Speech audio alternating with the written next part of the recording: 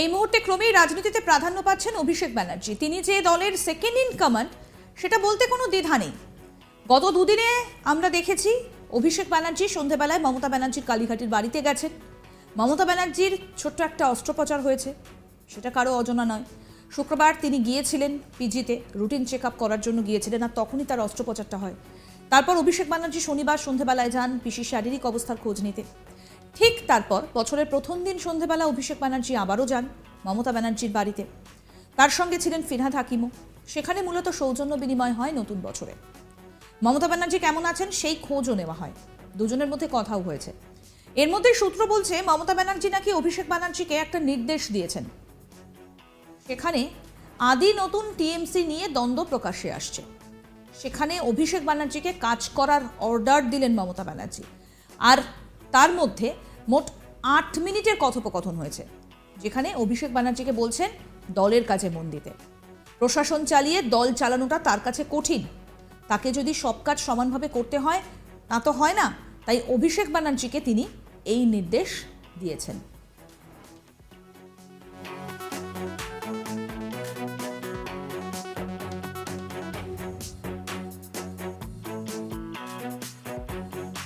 এই মুহূর্তে ক্রমেই রাজ্য রাজনীতিতে প্রাধান্য পাচ্ছেন অভিষেক ব্যানার্জি।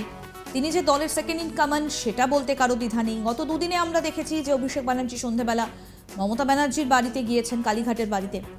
মমতা বন্দ্যোপাধ্যায়ের একটা ছোট্ট অস্ত্রোপচার হয়েছে, সেটা আমরা সবাই জানি। শুক্রবার তিনি গিয়েছিলেন পিজিতে রুটিন চেক আপ করানোর জন্য, এবং তখনই তার অস্ত্রোপচার হয়। তারপর অভিষেক ব্যানার্জি শনিবার সন্ধ্যাবেলায় যান পিসির শারীরিক অবস্থার খোঁজ নিতে। তারপর বছরের প্রথম দিন সন্ধ্যাবেলা অভিষেক ব্যানার্জি আবারও যান মমতা ব্যানার্জির কালীঘাটের বাড়িতে। তার সঙ্গে ছিলেন ফিরহাদ হাকিম। সেখানে মূলত সৌজন্য বিনিময় হয় নতুন বছরে। মমতা ব্যানার্জি কেমন আছেন তার খোঁজ নিয়েছেন, দুজনের মধ্যে কথাও হয়েছে। একটা সূত্র বলছে যে মমতা ব্যানার্জি নাকি অভিষেক ব্যানার্জিকে একটা নির্দেশ দিয়েছেন। সেখানে আদি নতুন তৃণমূল নিয়ে দ্বন্দ্ব প্রকাশ্যে আসছে। সেই সব জায়গায় অভিষেক ব্যানার্জিকে কাজ করার অর্ডার দিলেন মমতা ব্যানার্জি। তার মধ্যে মোট 8 মিনিটের কথোপকথন হয়, যেখানে তিনি অভিষেক ব্যানার্জিকে বলছেন দলের কাজে মন দিতে। প্রশাসন চালিয়ে দল চালানোটা তার কাছে কঠিন, তাকে যদি সব কাজ সমানভাবে করতে হয় তা তো হয় না, তাই অভিষেক ব্যানার্জিকে এই নির্দেশ তিনি দিয়েছেন। আমাদের প্রতিনিধি কৌশিক কি প্রতিবেদন তুলে ধরল, আসুন শুনুন। রাজ্য রাজনীতিতে ক্রমশ প্রাধান্য পাচ্ছেন অভিষেক বন্দ্যোপাধ্যায়, কারণ তৃণমূল কংগ্রেসের সেকেন্ড ইন কমান্ড কিন্তু তিনি এই মুহূর্তে। গত দুদিন পর পর হঠাৎ করে তিনি চলে গেলেন মমতা বন্দ্যোপাধ্যায়ের 30 বি হরিশ চ্যাটার্জি স্ট্রিটের বাড়িতে দেখা করার কথা। মমতা বন্দ্যোপাধ্যায় কয়েকদিন আগে অর্থাৎ গত শুক্রবার তিনি পিজি হাসপাতালে এসেছিলেন তার শারীরিক পরীক্ষা নিরীক্ষা করাতে।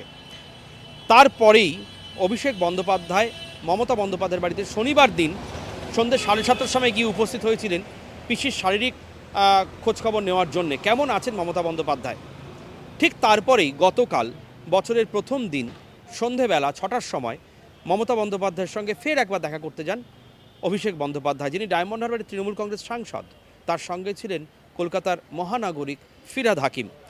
সেখানে মূলত নববর্ষের সৌজন্য বিনিময়, শুভেচ্ছা, মমতা বন্দ্যোপাধ্যায়ের শারীরিক কুশল এবং দুজনের মধ্যে কথাবার্তা হয়েছে। কিন্তু যেটা আমরা জানতে পারছি, মমতা বন্দ্যোপাধ্যায়, খুব গুরুত্বপূর্ণ এটা মনে রাখবেন, মমতা বন্দ্যোপাধ্যায় অভিষেক বন্দ্যোপাধ্যায়কে বর্তমান পরিপ্রেক্ষিতে যেখানে আদি তৃণমূল কংগ্রেস এবং নব্য তৃণমূল কংগ্রেস অর্থাৎ কর্পোরেট তৃণমূল কংগ্রেস এবং সাবেককালের তৃণমূল কংগ্রেসের কর্মীদের নিয়ে দল একেবারে বেগরবাই অবস্থায় রয়েছে, বারবার প্রকাশ্যে দ্বন্দ্ব চলে আসছে।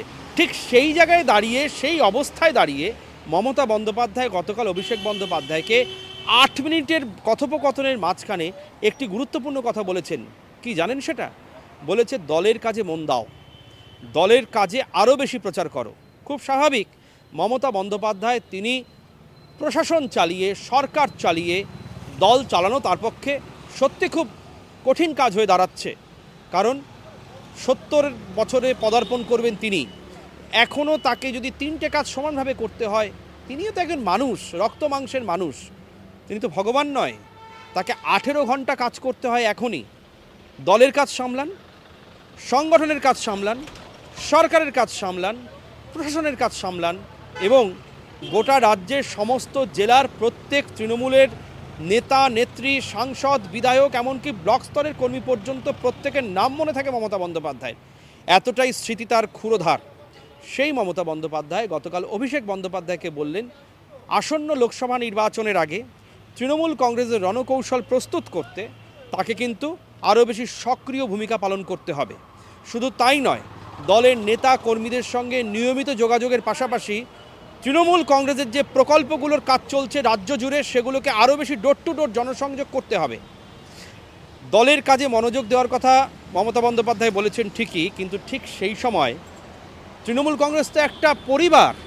মমতা বন্দ্যোপাধ্যায়ের কাছে এবং অভিষেক বন্দ্যোপাধ্যায়ের কাছে তৃণমূল কংগ্রেস একটা পরিবার। সেই পরিবারে কিন্তু ব্যাপক দ্বন্দ্ব লেগেছে। এটা কিন্তু আমরা ব্যানার্জি পরিবারের কথা বলছি না, আমরা বলছি তৃণমূল কংগ্রেসের বৃহত্তর পরিবারের কথা। গোটা রাজ্য জুড়ে যার ব্যাপ্তি রয়েছে, এমনকি রাজ্যের বাইরেও কোথাও কোথাও নির্বাচনে তাদেরকে প্রতিদ্বন্দ্বিতা করতেও আমরা দেখেছি। নর্থ ইস্টে দেখেছি, ত্রিপুরায় দেখেছি, বিভিন্ন জায়গায় দেখেছি। সেই বৃহত্তর পরিবারে কিন্তু এবারে দ্বন্দ্ব লেগেছে। কিসের সেই দ্বন্দ্ব? আদি তৃণমূল, নতুন তৃণমূল, কর্পোরেট তৃণমূল, সাবেক তৃণমূল। এই পরিস্থিতিতে দাঁড়িয়ে যেখানে জেরবার হয়ে যাচ্ছে তৃণমূল কংগ্রেসের সাংসদ মন্ত্রীরা সামাল দিতে, সেখানে মমতা বন্দ্যোপাধ্যায় অভিষেক বন্দ্যোপাধ্যায়কে ডেকে বললেন দলের কাজে আরও বেশি মনোযোগ দিতে হবে এবং লোকসভা নির্বাচনের আগে পথে নামতে হবে। যে কথা কয়েকদিন আগে সেচমন্ত্রী পার্থ ভৌমিক তিনিও জানিয়েছেন যে মমতা বন্দ্যোপাধ্যায়ের বাণী, মমতা বন্দ্যোপাধ্যায়ের বক্তব্য, সেটাকে মানুষের কাছে প্রচার করতে হবে অভিষেক বন্দ্যোপাধ্যায়কেই। কারণ মমতা বন্দ্যোপাধ্যায় তিনি আর পেরে উঠছেন না। কেন পেরে উঠছেন না? তার মূল কারণ হচ্ছে মমতা বন্দ্যোপাধ্যায়ের এত কিছু কাজ সামলে আরও বেশি কাজ করা তার পক্ষে সম্ভব নয়, যেহেতু তার বয়স বাড়ছে। সে তুলনায় যুবরাজ অভিষেক বন্দ্যোপাধ্যায় এই প্রজন্মের আদ্যপ্রান্ত আধুনিক মানসিকতার প্রগতিশীল মননের একটি মানুষ অভিষেক বন্দ্যোপাধ্যায়, যিনি আরও বেশি রিচেবল, আরও বেশি কাছাকাছি মানুষের, এই প্রজন্মের মানুষের কাছে তিনি এখন পৌঁছতে পারেন তাদের মানসিকতার চাহিদা অনুযায়ী। সেই অভিষেক বন্দ্যোপাধ্যায়কে মমতা বন্দ্যোপাধ্যায় বলছেন যে এই তো সময়, তোমাকে এগোতে হবে, তুমি আরও বেশি কাজ করে যাও, মানুষের কাছে কাছে গিয়ে বিভিন্ন রকমভাবে তাদের সুযোগ সুবিধা সমস্যার কথা শোনো, তাদের কাছে যাও। এবং লোকসভা নির্বাচনের আগে কেবলমাত্র ডায়মন্ড হারবার লোকসভা নির্বাচন কেন্দ্র নিয়ে থাকলে হবে না, গোটা রাজ্যে তাকে যেতে হবে। মমতা বন্দ্যোপাধ্যায়ের উত্তরসূরি হিসেবে তাকে কাজ করতে হবে।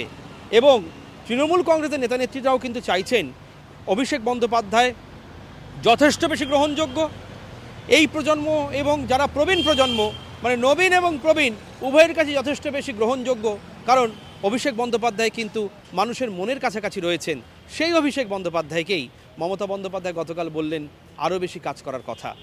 রাজ্য রাজনীতিতে অর্থাৎ নতুন বছরে কিন্তু আরো জোর কদমে প্রস্তুতি নিতে শুরু করেছে তৃণমূল কংগ্রেস। একদিকে মমতা বন্দ্যোপাধ্যায়, অন্যদিকে দলের second in command Abhishek Bandyopadhyay. Mamata Bandyopadhyay নির্দেশ দিলেন যে লোকসভা ভোটের আগে বিভিন্ন জায়গায় বিভিন্ন অবস্থা কেমন রয়েছেন দলীয় কর্মীরা, এই সমস্ত কিছু খতিয়ে দেখতে। আর মাত্র হাতে কিছুটা সময়, তারপরই রয়েছে লোকসভা ভোট। তার আগে একেবারে ঘর গুছিয়েই ময়দানে নামতে চাইছে তৃণমূল কংগ্রেস। সমস্ত আপডেট পেতে আজ তাক বাংলার ইউটিউব চ্যানেল সাবস্ক্রাইব করুন, নোটিফিকেশন পেতে বেল বাটন অপশন প্রেস করুন। এই ভিডিও সম্পর্কে আপনাদের মতামত জানান, কমেন্ট করুন, শেয়ার করুন, হোয়াটসঅ্যাপে ফলো করুন আজ তাক বাংলা।